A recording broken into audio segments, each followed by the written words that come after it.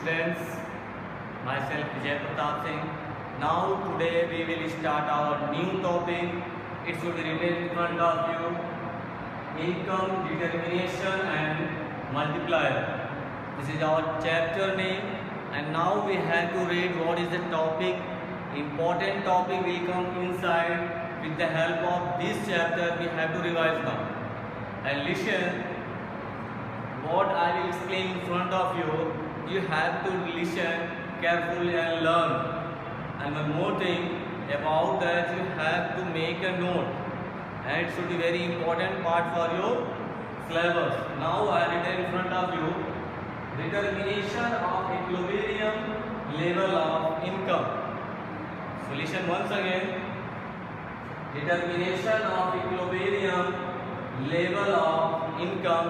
With the help of that we can able to know level of income. Now according to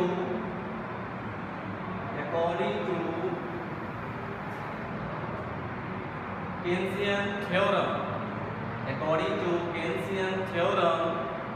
equilibrium is determined in terms of aggregate demand and aggregate supply. Dear students, a very important note for you. According to that you have to make a note and revise. And when questions will come in front of you, you have to solve and make a table and explain with the help of curve also. We have a same process. Once again listen, aggregate demand and aggregate supply.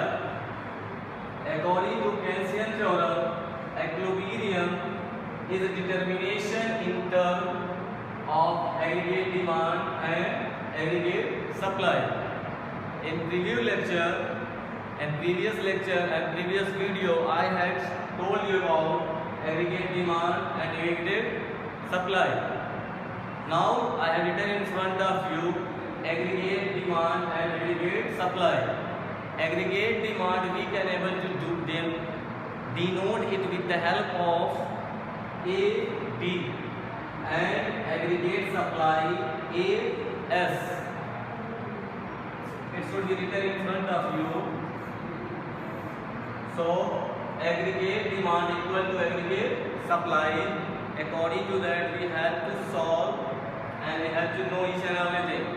One more thing, aggregate demand equal to aggregate supply, but we know very well aggregate demand equal to C plus I. C is the consumption plus I equal to investment. At the place of AS we can able to write C plus I.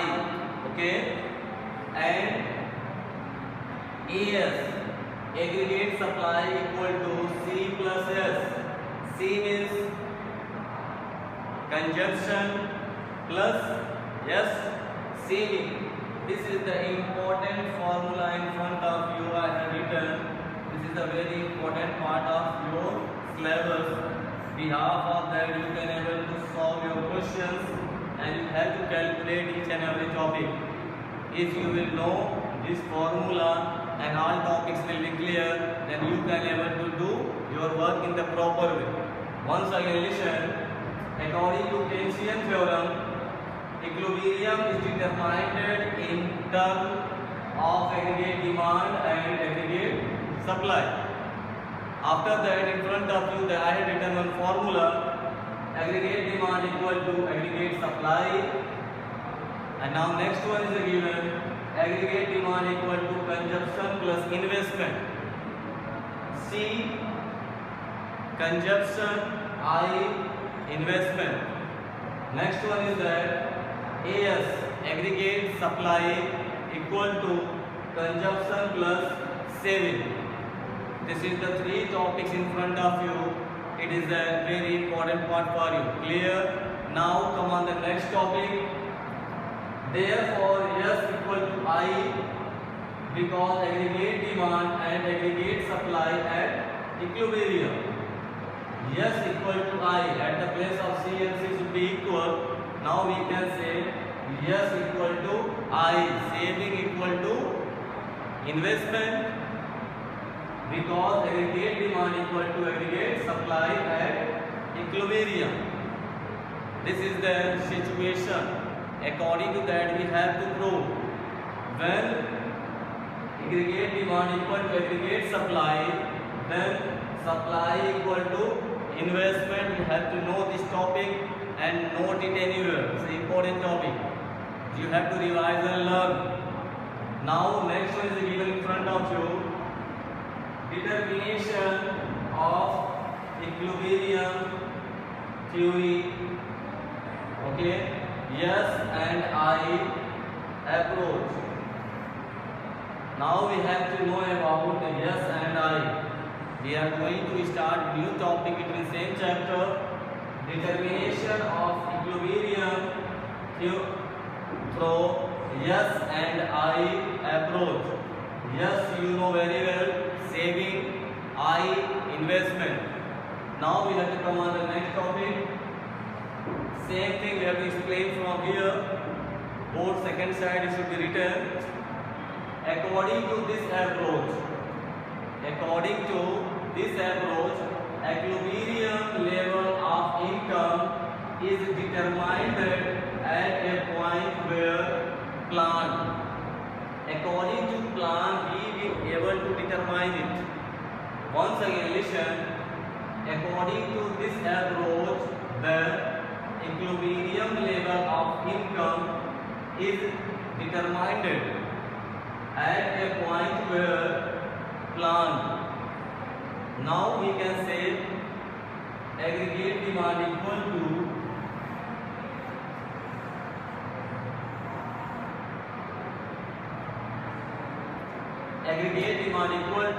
C plus I, consumption plus investment.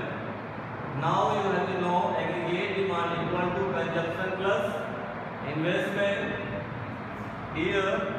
After that, and aggregate supply equal to C plus S, consumption plus saving. We can write it also and or. But therefore, if aggregate demand is equal to aggregate supply, if this is the coming behalf of our topic, aggregate demand equal to aggregate supply, then we can able to know consumption plus investment equal to consumption plus saving. This is the very important topic. You have to know and clear it.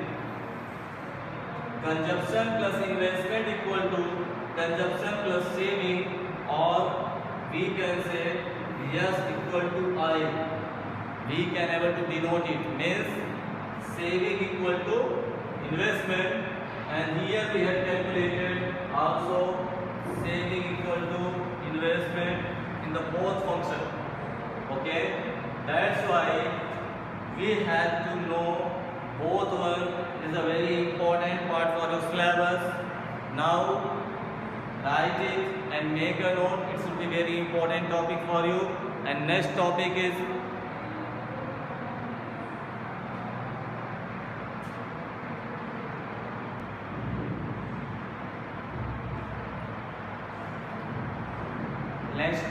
given in front of you, equilibrium level of employment. Now we are going to know equilibrium level of employment. With the help of that, we have to read what is the equilibrium level of employment according to our income determination and multiplier. So now come on the topic. According to possibility of employment level, three types of employment level is given. So in front of you I have written three types of employment level. First one, full employment level. Second one, under employment level. And third one is given, over full employment level. So now we have to read one by one all three topics in detail. So now listen. Full employment level. Full employment level, we will read according to that. Full employment level equilibrium refers to a situation when the aggregate demand is equal to aggregate supply. Is a full employment level. according to aggregate demand is equal to aggregate supply. On that time we can say this is the full employment level. But now in second one, under employment level, in this we can able to know under employment level refers to the situation when the aggregate demand is equal to aggregate supply. But according to under employment, it should be refers in of course the point of full employment level. According to that same process it will be also there according to full employment level. Once again also we can able to write aggregate demand equal to aggregate supply.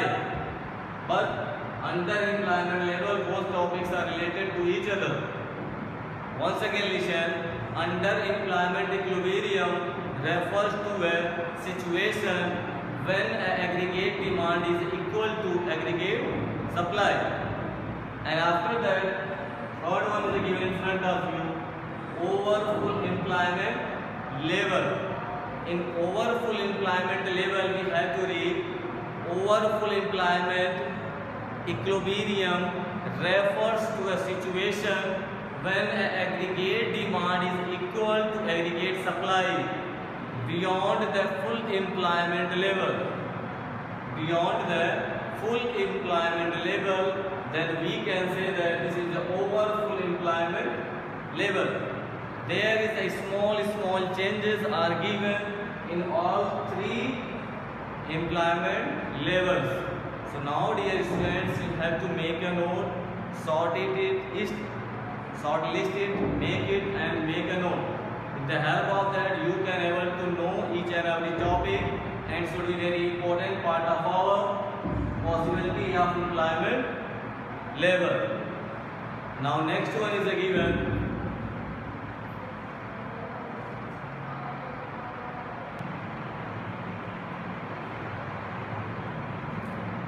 Now our next topic is the classical theory and now Keynesian theory.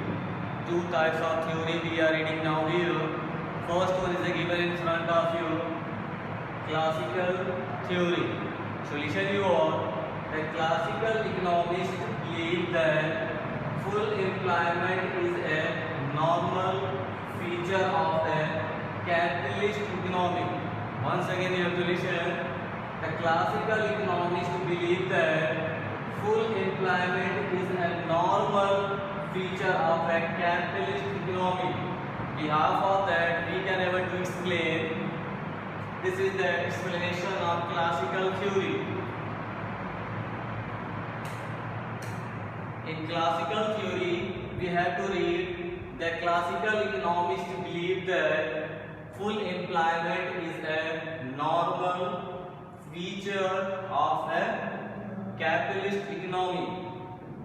According to that, when we have to explain these things, we have to assumption two types of assumption we are getting in front of you.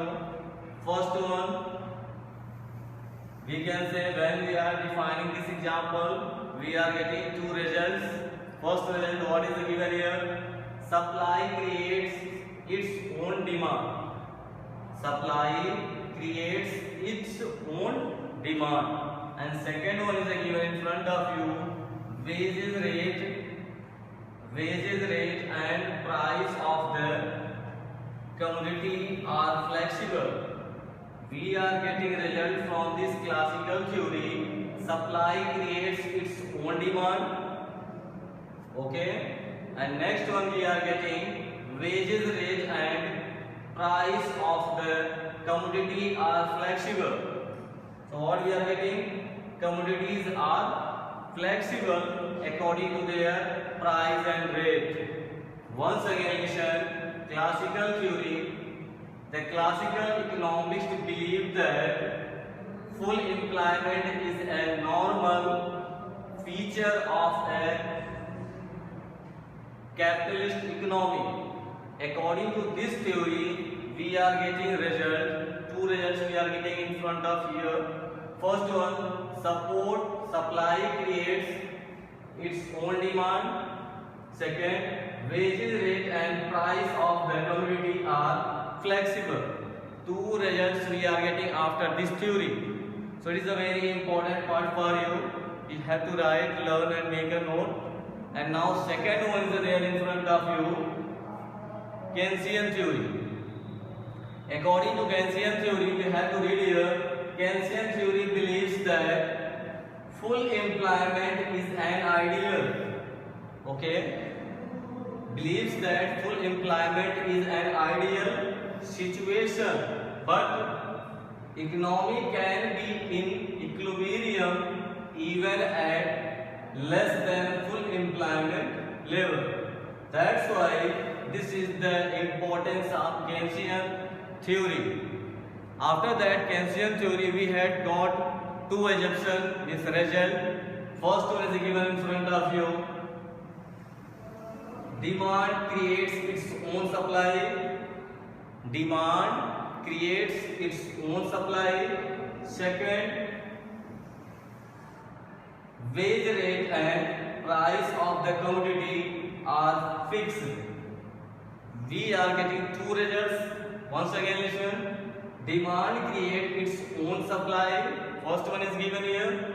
Second one, wages rate and price of the commodity are fixed. With the help of two theory, these results we are getting, and both are very important part for your syllabus. That's why you have to make a note and listen, and it is a very important part for me and you also.